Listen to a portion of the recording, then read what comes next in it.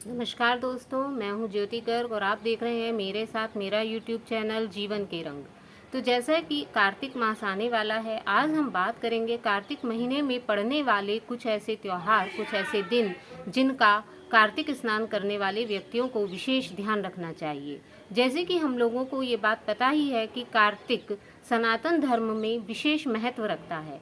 कहते हैं कि जो व्यक्ति कार्तिक में एक बार भी स्नान करता है, अर्थात अपनी पूरी जिंदगी में एक बार भी जो व्यक्ति कार्तिक के पूरे महीने का स्नान करता है, श्री हरि उसे सीधा वैकुंठ प्रदान करते हैं, मोक्ष प्रदान करते हैं। कार्तिक का महीना श्री हरि को विशेष प्रिय है। कार्तिक के महीने की पूर्णिमा को ही श्री हरि ने अपना प्रथम अवतार मत्स्य अवतार ग्रहण किया था। इसीलिए 12 महीनों में इस महीने को सबसे अग्रगण्य महीना गिना जाता है। यह महीना पूजा, व्रत एवं उपवास का महीना कहा जाता है। इस महीने में कहते हैं कि जो व्यक्ति इस महीने में पूजा करता है उसे अन्य 11 महीनों की अपेक्षा 1000 गुना फल मिलता है। इसीलिए प्रत्येक व्यक्ति को अपने जीवन में एक बार कम से कम कार्तिक स्नान अवश्य करना चाहिए। तथा इसके विषय में कार्तिक स्नान का क्या महात्म्य है, इसमें कैसे किया जाता है, क्या इसके नियम हैं, इसके विषय में मैंने अपनी पिछली वीडियो में आपको बताया था। मेरी इस वीडियो के डिस्क्रिप्शन बॉक्स में उसका लिंक दिया हुआ है, यदि आप चाहें तो उन्हें देख सकते हैं। इस वीडियो में हम बात करेंगे कार्तिक मास में ऐसे कौन से व्रत एवं त्योहार आते हैं जिन्हें स्नान करने वाले व्यक्तियों को विशेष ध्यान रखना चाहिए। तो आइए आरंभ करते हैं। जैसे कि कार्तिक महीने में बहुत सारे त्योहार पड़ते हैं। करवा चौथ, अहोई अष्टमी, नरक चतुर्दशी, दीपावली, गोवर्धन, भैया दूज, ये कुछ ऐसे त्योहार हैं जिन्हें जो व्यक्ति कार्तिक स्नान नहीं भी करते हैं वो भी इन त्योहारों को बड़ी धूमधाम से मनाते हैं। तो इनके विषय में मैं अपनी अलग से दूसरी वीडियो में बताऊंगी। किंतु कुछ ऐसे भी दिन हैं जिन्हें कार्तिक स्नान करने वाले सभी व्यक्तियों को ध्यान रखना चाहिए। तो ये दिन है सूर्य पक्ष की सप्तमी, शुक्ल पक्ष। जब कार्तिक महीने का शुक्ल पक्ष आरंभ होता है तो उसकी सप्तमी से कार्तिक महीने के विशेष दिन, विशेष त्योहार आरंभ हो जाते हैं। सबसे पहले सूर्य पक्ष की सप्तमी, इसे शुक्ल पक्ष की सप्तमी, इसे सूर्य सप्तमी भी कहा जाता है। ये इस दिन हमें सूर्य देव की विशेष पूजा अर्चना करनी चाहिए। कहते हैं कि कार्तिक मास के 5 अधिष्ठाता देवता हैं, जिसमें भगवान श्री हरि विष्णु, राधा रानी, तुलसी माता, भगवान विष्णु, सूर्यदेव और कार्तिकेय जी का नाम आता है। तो सबसे पहले सूर्य सप्तमी, जो कि सूर्य सप्तमी के नाम से जानी जाती है, शुक्ल पक्ष की सप्तमी कहते हैं। इसमें सूर्यदेव की विशेष पूजा अर्चना की जाती है। इस दिन हमें सूर्य देव को सुबह उठकर जो हम जल चढ़ाएं उसमें हमें रोली व चंदन, अक्षत आदि मिला लेना चाहिए। इस दिन हमें सादा जल सूर्य देव को नहीं चढ़ाना है। सूर्य देव के निमित्त हमें रोली, चंदन आदि करके चढ़ाना है। उस पानी को हमें लाल करके चढ़ाना है। कहते हैं कि ऐसा करने से सूर्य देव बहुत अधिक प्रसन्न होते हैं तथा अपनी पूजा का संपूर्ण फल हमें प्रदान करते हैं। दूसरे नंबर पर आता है शुक्ल पक्ष की अष्टमी, जिसे गोपाष्टमी भी कहते हैं। कहते हैं कि इसी दिन श्री कृष्ण भगवान ने गौएं चरानी आरंभ की थी। इसी दिन से, इसीलिए इसे गोपाष्टमी के नाम से जाना जाता है। यह दिन भगवान श्री कृष्ण को अत्यंत प्रिय है। इसीलिए इस दिन हमें गायों की सेवा करनी चाहिए, उनकी विशिष्ट पूजा करनी चाहिए। इस दिन गायों के निमित्त श्री कृष्ण के लिए व्रत भी रखना चाहिए, व्रत भी रखा जाता है और शाम को गायों की पूजा की जाती है। इसमें हम गायों की पूजा के लिए घी, दूध, शहद, तिल, गुड़ आदि मिलाकर उनकी आटे की लोई बनाकर उसकी पूरी या पराठे कुछ भी बना सकते हैं। शाम को हमें गायों की पूजा करने के लिए जाना चाहिए, जिसके लिए हमें किसी भी गौशाला में या आपके आसपास जो भी गाय मिल जाएं उन्हें तिलक, चंदन आदि लगाकर उनकी पूजा अर्चना करें, उन्हें ये सब सामग्रियां प्रदान करें। इस दिन हो सके तो गौशालाओं में हमें दान भी देना चाहिए। गाय हमारी संस्कृति का वैसे भी अभिन्न हिस्सा है। हिंदू संस्कृति में गायों को माता के रूप में माना गया है, पूजनीय माना गया है और यह उन्हीं के नाम का त्योहार है। तो जो भी व्यक्ति कार्तिक स्नान कर रहे हैं उन्हें कार्तिक के शुक्ल पक्ष की अष्टमी को विशेष रूप से गोपाष्टमी मनानी चाहिए, उनकी पूजा अर्चना करनी चाहिए। इस दिन यदि आपके में सामर्थ्य है तो आपको व्रत अवश्य रखना चाहिए और गायों के लिए गौशाला में कुछ न कुछ दान अवश्य देना चाहिए। अब आती है शुक्ल पक्ष की नौमी, जिसे हम आंवला नवमी के नाम से जानते हैं। यह भी भगवान श्री हरि का विशेष प्रिय दिन है। इस दिन आंवले की पूजा की जाती है। कहते हैं कि तुलसी के समान ही आंवला भी पूजनीय बताया गया है और जो भी व्यक्ति कार्तिक स्नान करता है उसे आंवले की विशेष पूजा करनी चाहिए तथा आंवला मंदिर में दान करना चाहिए। तो नौमी के दिन हमें आंवला नौमी के हिसाब से मनानी चाहिए। कहते हैं कि इस दिन जो व्यक्ति आंवले के वृक्ष के नीचे बैठकर आंवले की पूजा करता है और उसके वृक्ष की छाया में बैठकर अन्न जल आदि ग्रहण करता है, उसे महान पुण्य की प्राप्ति होती है। इसी दिन प्रभात फेरी के लिए भी ये दिन विख्यात है। कहते हैं कि यदि आप कार्तिक का स्नान कर रहे हैं तो इस दिन आपको प्रभात फेरी अवश्य लगानी चाहिए। प्रभात फेरी अर्थात परिक्रमा, यह सूर्योदय से पहले हमें पूर्ण कर लेनी है। आप में जितनी सामर्थ्य हो उतनी आप प्रभात फेरी लगाएं। जैसे चाहे तो आप के आसपास जो मंदिर हो आप उसकी परिक्रमा कर लें। यदि आप चाहें तो पूरे गांव की परिक्रमा या पूरे कॉलोनी की परिक्रमा भी कर सकते हैं। परिक्रमा का भी अपना विशेष महत्व है। इस दिन विशेषकर श्रद्धालु गोवर्धन परिक्रमा करने भी जाते हैं। तो यदि आप हो सके और आप गोवर्धन परिक्रमा करने जा सके तो वहाँ भी आप परिक्रमा कर सकते हैं। लेकिन अगर आप वहीं नहीं जा सकते हैं तो कोई बात नहीं है, आप अपने पास जो भी मंदिर है उसमें परिक्रमा कर सकते हैं। किंतु यह ध्यान रहे कि यह परिक्रमा आपकी सूर्योदय से पूर्व पूर्ण हो जानी चाहिए। अब आते हैं एकादशी, जिसे देव उठनी एकादशी भी कहते हैं। इस एकादशी का विशेष महत्व है। कहते हैं कि भगवान श्री हरि इस दिन 4 महीने की निद्रा से जागे थे, इसीलिए यह इतना शुभ माना जाता है कि आप जो भी कोई नया कार्य करना चाहते हैं उन सभी को आप इस दिन बिना मुहूर्त के भी कर सकते हैं। कहते हैं कि यह दिन इतना पवित्र है कि इस दिन में कोई शुभ मुहूर्त नहीं निकालना पड़ता। यह पूरा दिन अपने आप में प्रत्येक कार्य के लिए शुभ माना जाता है। इस दिन यदि हो सके तो आपको निराहार व्रत रखना चाहिए। शाम को फलाहार से अपना व्रत खोलना चाहिए। कहते हैं कि यदि आप पूरे साल की एकादशी भी नहीं रख पाते हो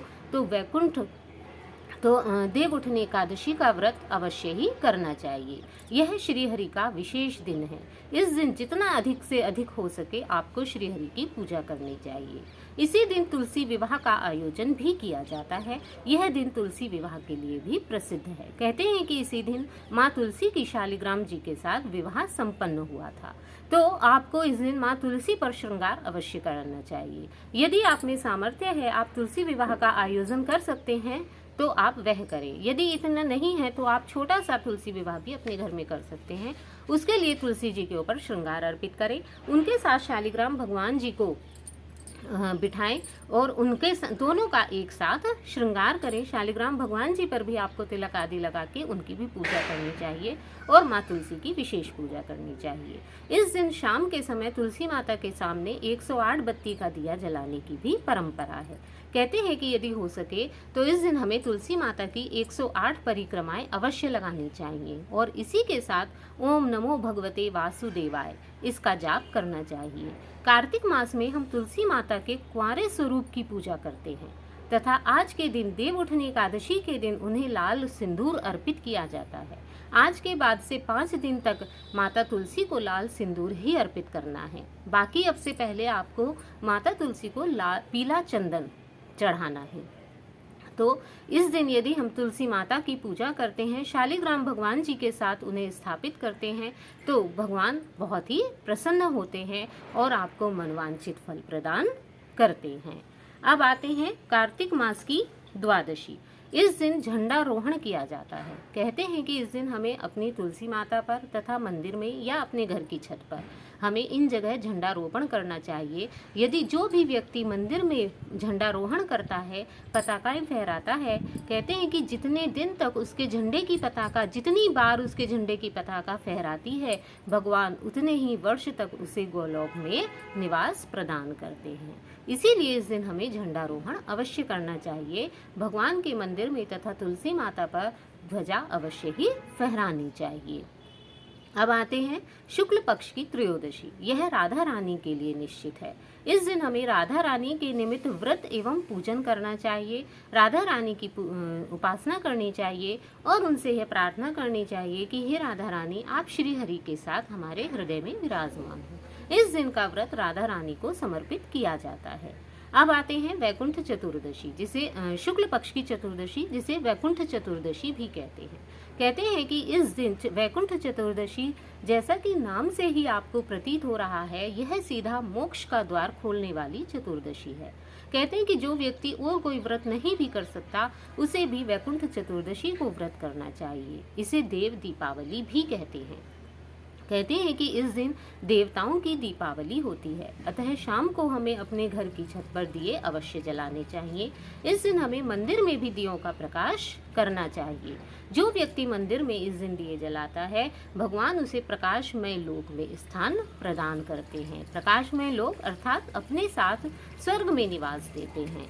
इसी के साथ इस दिन के व्रत में हमें गायों की पूजा भी की जाती है। कहते हैं कि इस दिन जो व्यक्ति व्रत करे उसे गाय के घी या गाय के दूध का ही प्रयोग करना चाहिए। वैकुंठ चतुर्दशी का व्रत फलाहार का व्रत होता है। इस दिन अन्न ग्रहण नहीं करना चाहिए और जो भी हम दूध ग्रहण करें वो गाय का ही दूध हो। कहते हैं इस दिन भैंस आदि का दूध हमें अवॉइड करना है, क्योंकि यह श्री हरि का प्रिय व्रत है और श्री हरि को, भगवान विष्णु को, श्री कृष्ण को गौएं ही पसंद थी। भगवान विष्णु गौओं का ही दूध ग्रहण करते थे, तो वैकुंठ चतुर्दशी को आपको सिर्फ गौओं का दूध ही ग्रहण करना है। इस दिन आपको 365 बत्ती का एक दिया तुलसी माता के सामने अथवा मंदिर में अवश्य जलाना चाहिए और एक दिया अपने घर की छत पर भी जलाना चाहिए। कहते हैं कि इस दिन देव स्वर्ग से अपने घर की छत को देखने आते हैं कि हमारे बच्चे, हमारी संतान अपने घर में कैसे हैं। यह उनकी दीपावली होती है, तो इस दिन अपने घर की छत को दीपावली के समान ही प्रकाशमान करें। अब आते हैं शुक्ल पक्ष की पूर्णिमा। यह इस स्नान का अंतिम दिन होता है, संपूर्णता का दिन होता है। इस दिन अपने घर में सत्यनारायण की कथा अवश्य करनी चाहिए। यदि आप पंडित जी आदि को नहीं बुला सकते हैं, कोई बात नहीं है, आप स्वयं ही सत्यनारायण की कथा पढ़ सकते हैं।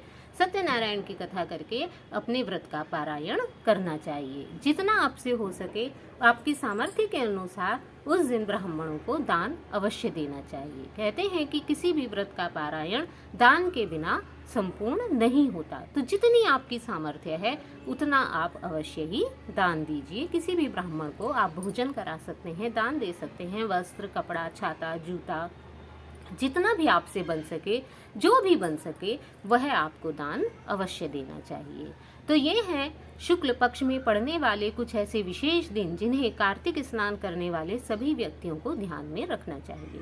कहते हैं कि जब व्यक्ति कार्तिक पूर्ण श्रद्धा के साथ कार्तिक स्नान करता है और इन कुछ विशेष दिनों का ध्यान रखता है तो भगवान श्री हरि बहुत प्रसन्न होते हैं। आशा करती हूँ कि आपको मेरी ये वीडियो पसंद आई होगी और यदि आप भी कार्तिक स्नान कर रहे हैं अथवा नहीं भी कर रहे हैं तो भी आप इन दिनों में भगवान की पूजा कर सकते हैं। तो आशा करती हूँ यदि आप कार्तिक स्नान कर रहे हैं तो आप मेरी इस वीडियो को जरूर देखिए और इन विशेष दिनों की नियम पूर्वक, श्रद्धा पूर्वक पूजा अर्चना कीजिए। यदि आपको मेरी ये वीडियो पसंद आई हो तो प्लीज़ इसे लाइक करें, शेयर जरूर करें ताकि दूसरे लोगों को भी इस विषय में जानकारी मिल सके। और हाँ, चैनल को सब्सक्राइब करना ना भूलें और प्लीज़ मुझे कमेंट करके ज़रूर बताएं कि आपको मेरी वीडियो कैसी लगती है। इसी के साथ मिलते हैं कार्तिक मास के अगले वीडियोस में, जिसमें मैं कार्तिक मास के विषय में आगे और जानकारी दूंगी कि इसमें दीपदान का क्या महत्व है, तुलसी विवाह की विस्तृत विधि क्या है और इसी चैनल पे आपको कार्तिक के महात्म्य भी सुनने को मिलेंगे। प्रथम अध्याय से लेकर अंतिम अध्याय तक मैं इसी पर अपने सारे अध्याय भी अपलोड करूंगी। तो यदि आप कार्तिक मास के अध्याय सुनना चाहते हैं तो मेरे चैनल को प्लीज़ सब्सक्राइब कर लीजिएगा। इसी के साथ जय श्री कृष्ण, राधे राधे।